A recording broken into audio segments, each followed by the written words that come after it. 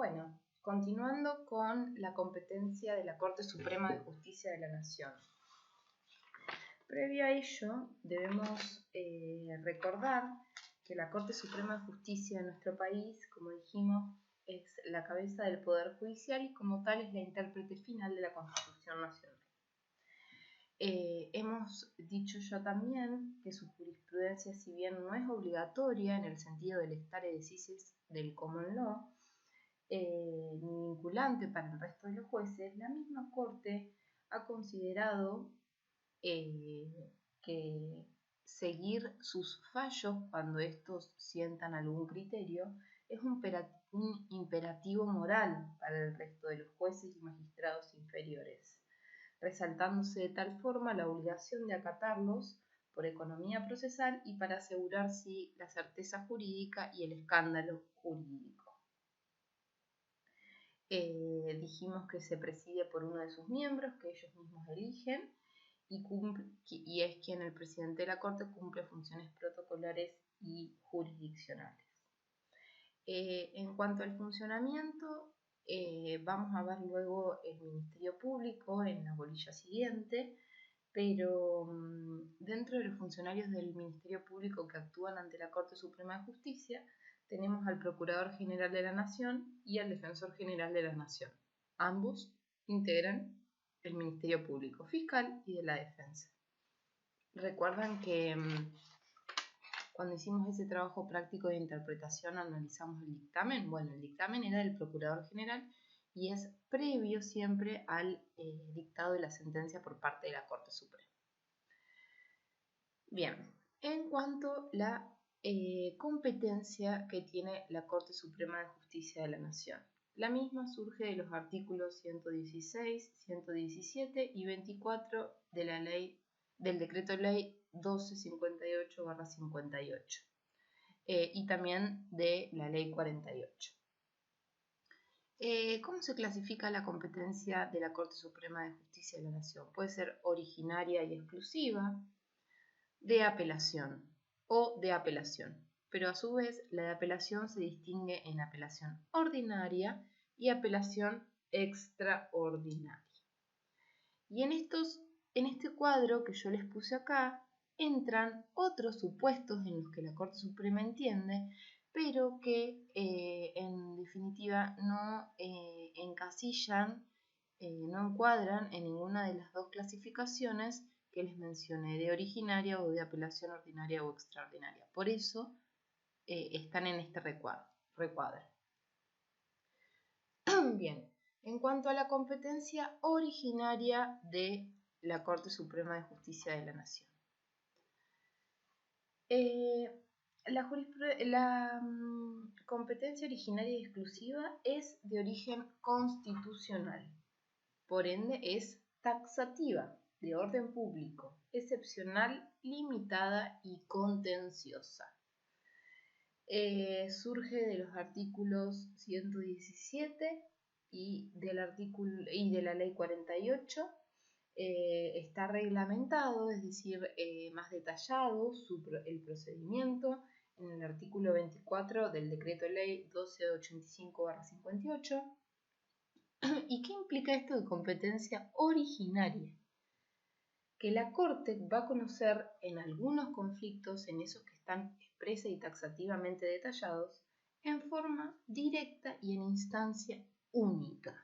Es decir, no van a haber instancias que hayan actuado y resuelto en instancia previa, sino que la Corte Suprema se constituye como el primer tribunal, el único tribunal que va a entender en esa contienda y conflicto de intereses.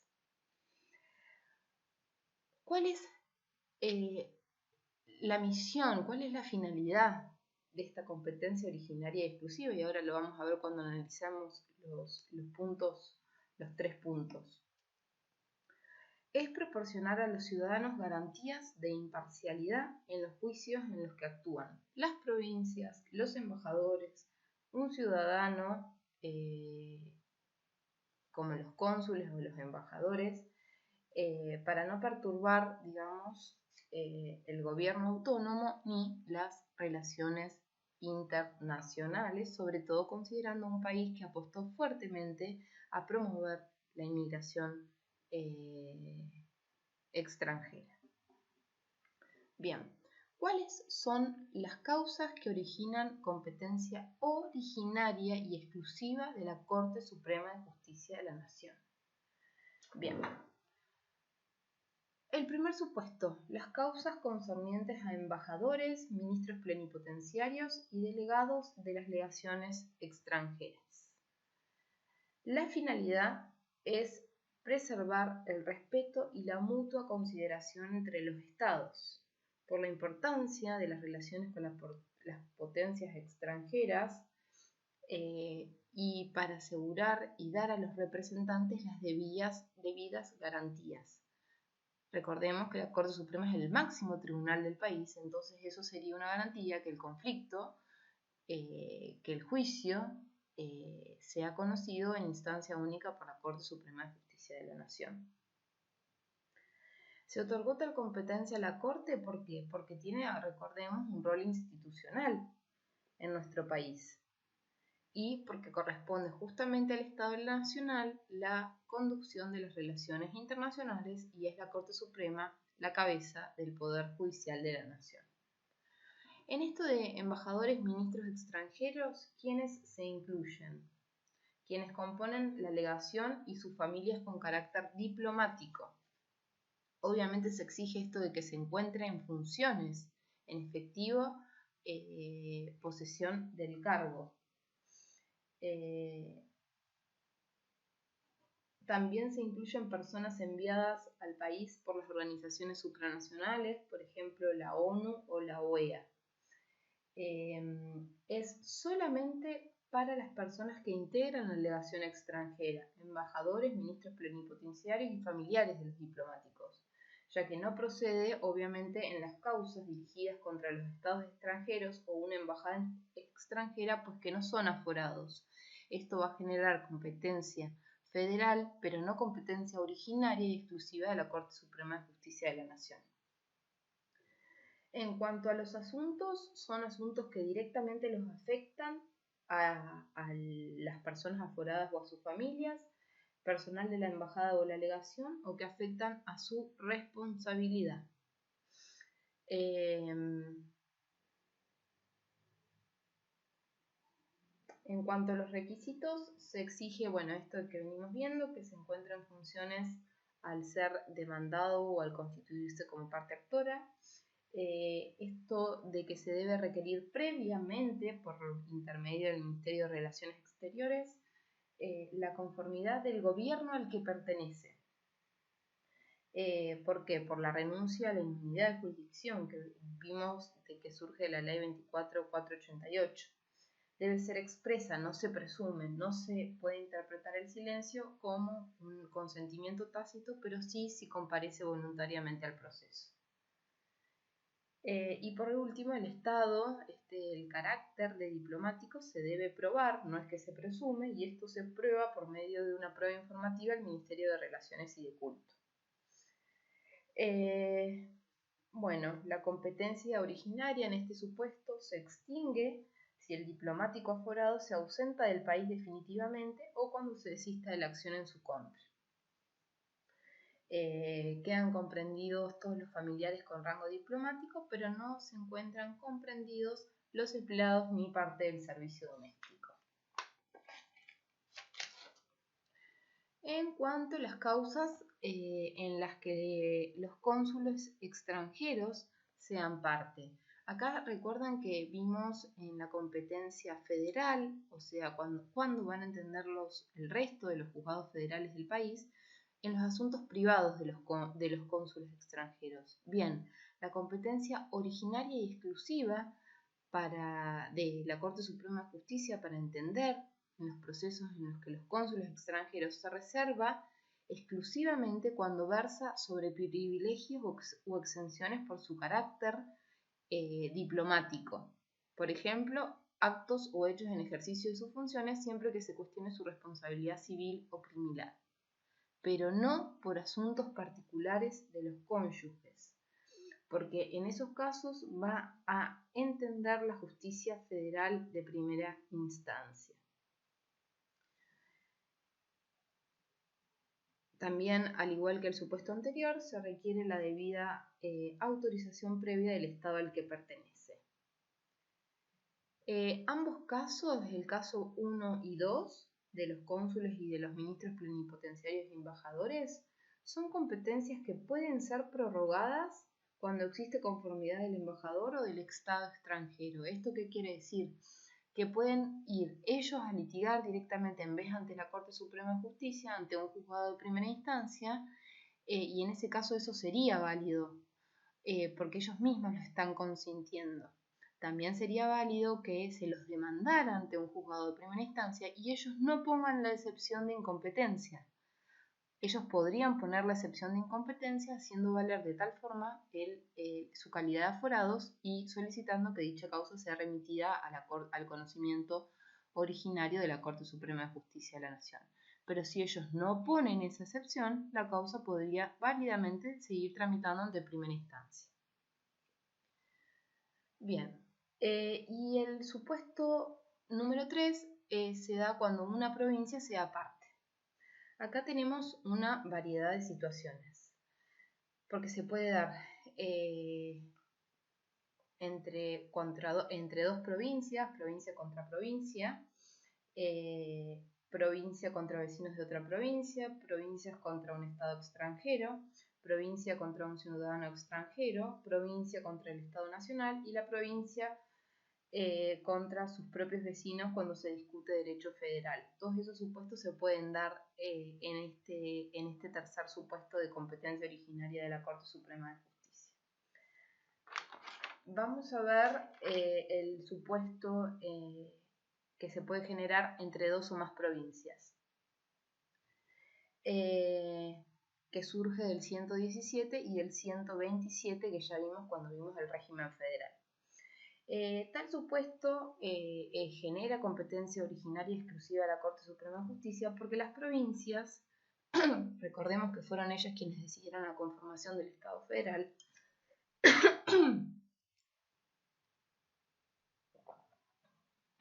perdón, no pueden resolver los conflictos por la fuerza y no hay otra autoridad común porque tienen autonomía política. Se funda justamente en razones de paz interior, en el federalismo y en el respeto y recíproca consideración. Se excluyen de tal inciso las cuestiones que versan sobre los límites porque dijimos que es una facultad privativa del Congreso de la Nación en virtud del 75 inciso 15.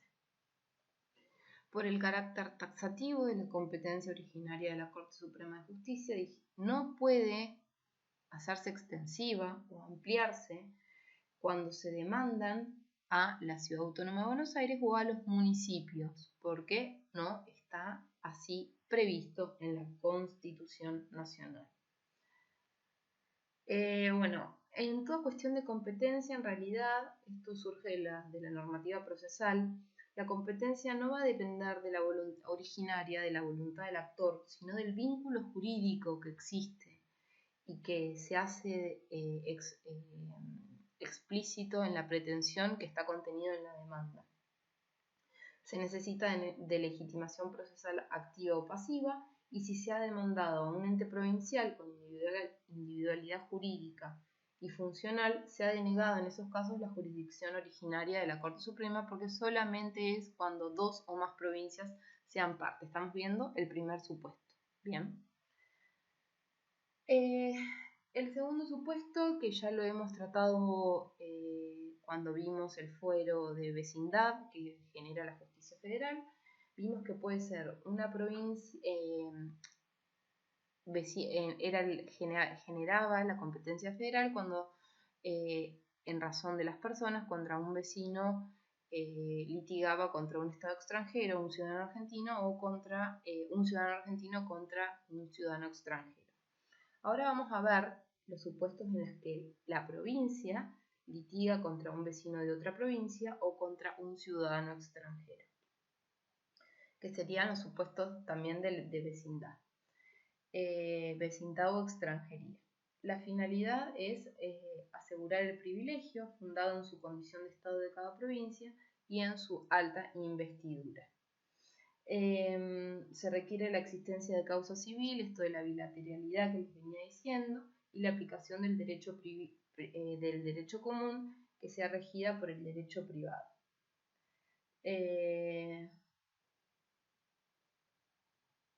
También se requiere el requisito de la vecindad, que dijimos que las personas físicas lo adquirían por el domicilio real o por tener bienes inmuebles en esa provincia.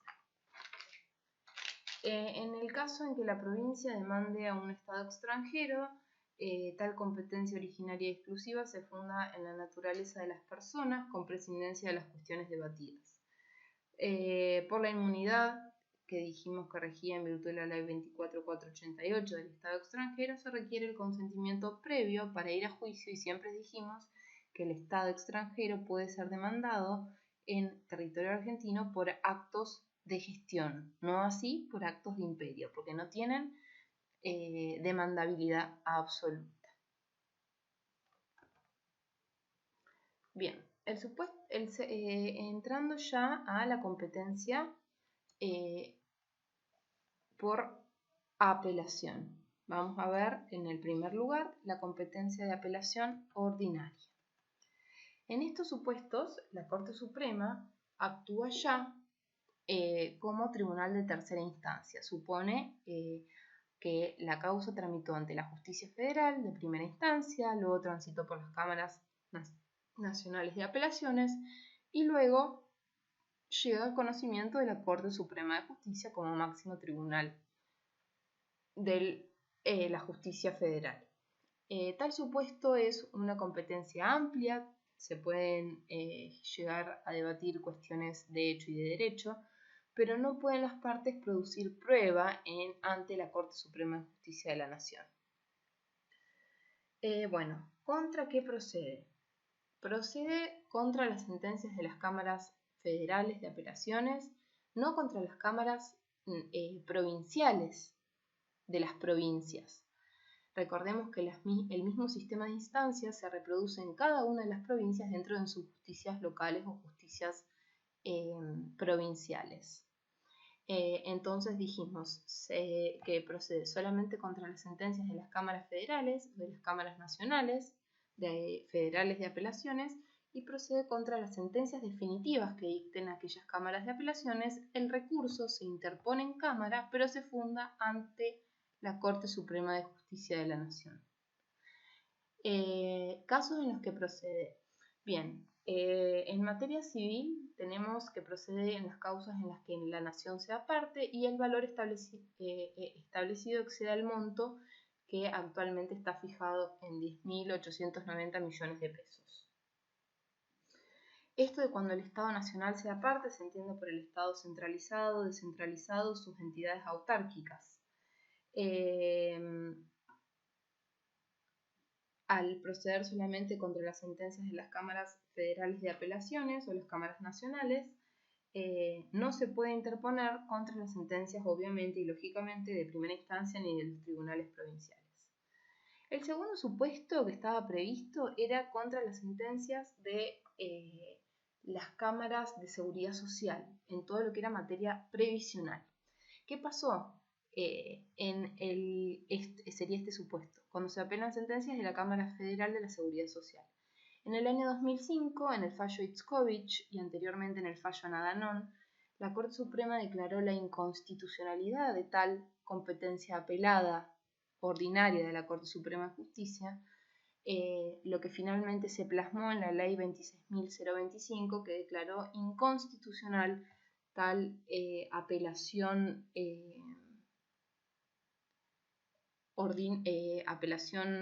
ordinaria por entender que se afectaban la competencia, el rol institucional de la Corte Suprema de Justicia de la Nación. Y luego en materia penal está previsto, que sería este supuesto, está previsto en el 479 del Código Procesal Penal, para las sentencias dictadas por la Cámara Nacional de Casación Penal, que recordemos que era Comodoro Pi, y en los recursos de revisión. También se da para el caso de la extradición de criminales reclamados por países extranjeros, apresamientos o embargos marítimos en tiempos de guerra, salvamento militar por la nacionalidad del buque y la legitimidad de la patente o regularidad de sus papeles, que serían todos el supuesto 2 y el supuesto 3.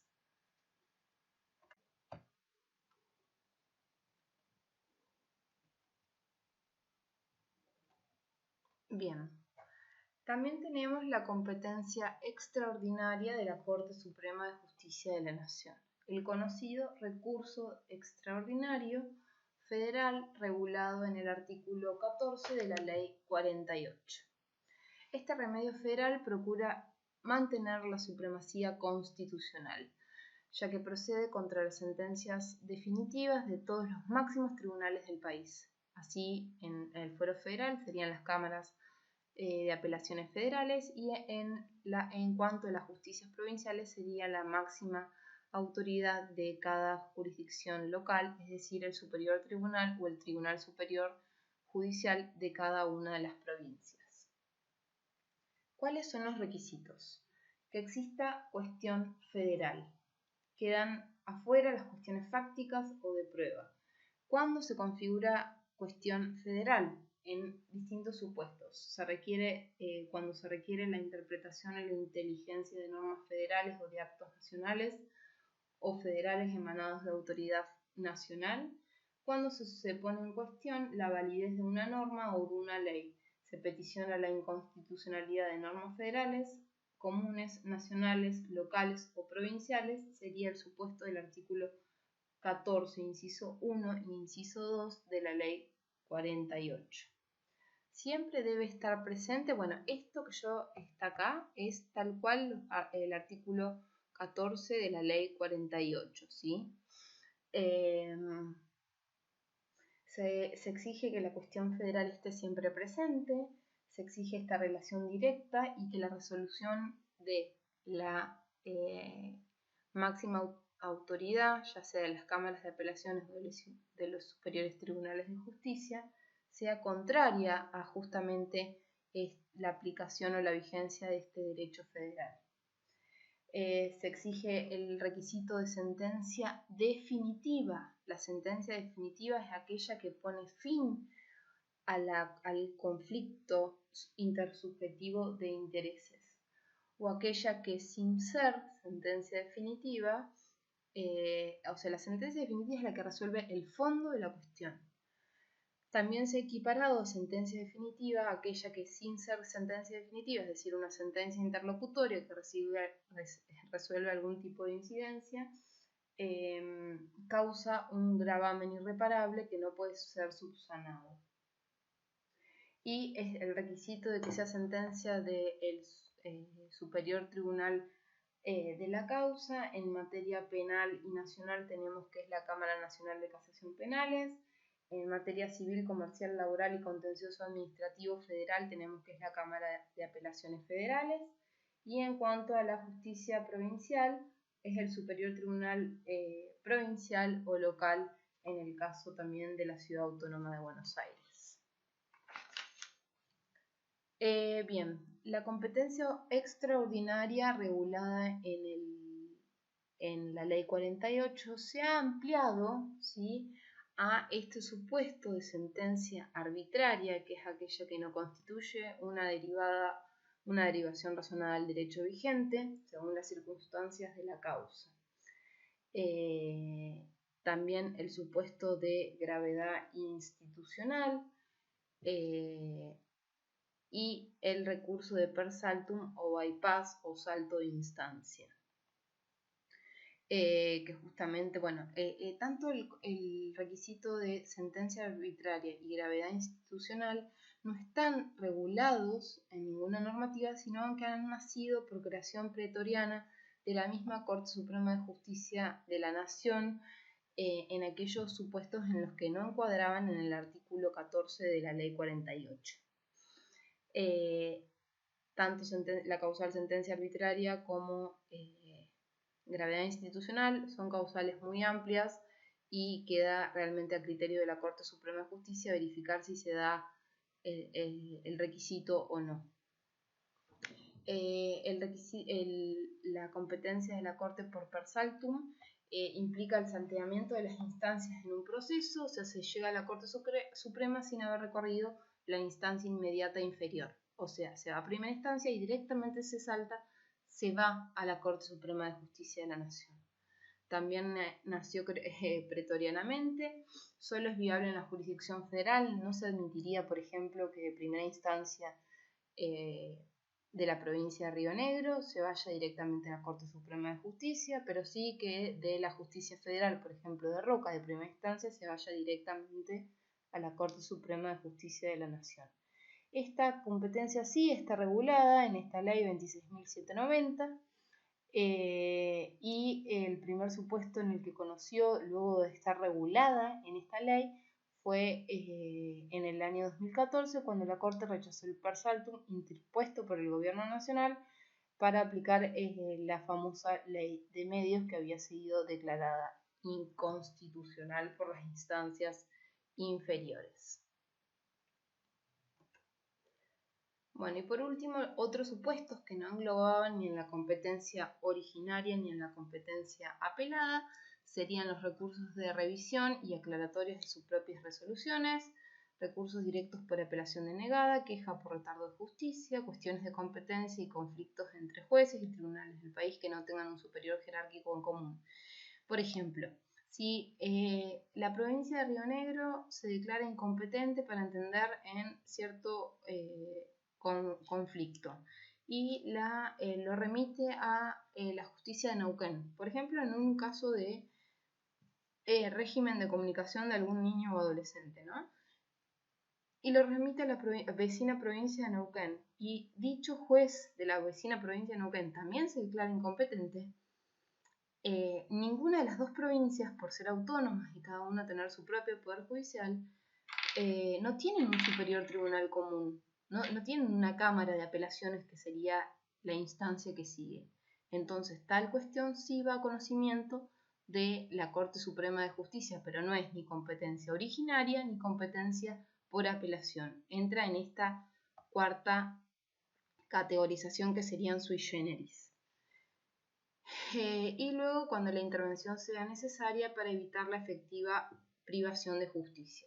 Tal supuesto se dio en la dictadura militar en los casos de la desaparición forzada de personas. Cuando ningún tribunal, digamos, daba respuesta, en algún momento se fue directamente ante la Corte Suprema de Justicia por denegación o privación de justicia. Bien, para concluir, sobre todo en los casos de competencia originaria de la Corte Suprema de Justicia, es importante siempre tener presente el rol institucional, ¿no?, y cabeza de poder judicial que tiene nuestro máximo Tribunal de Justicia de la Nación.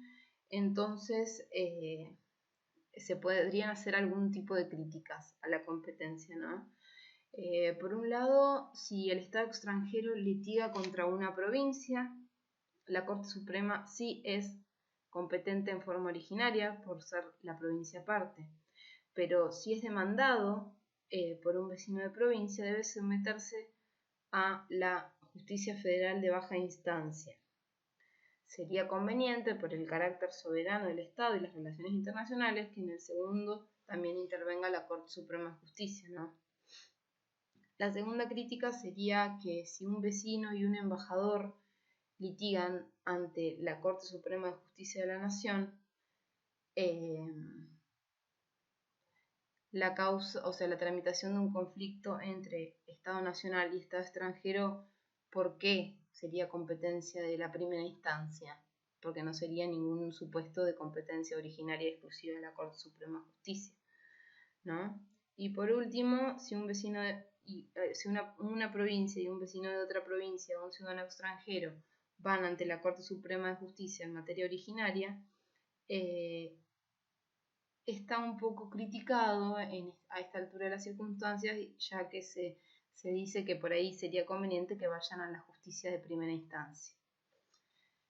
Repensando una reforma constitucional, muchos constitucionalistas consideran que la competencia originaria de la Corte Suprema de Justicia de la Nación solo debería mantenerse en los casos en los que dos o más provincias sean parte, también en aquellas en las que una provincia litiga contra el Estado federal, que hoy por hoy está prevista pero por ser parte de una provincia, las causas en las que una provincia litiga contra un Estado extranjero y también la causa en que el Estado nacional litiga contra un Estado extranjero.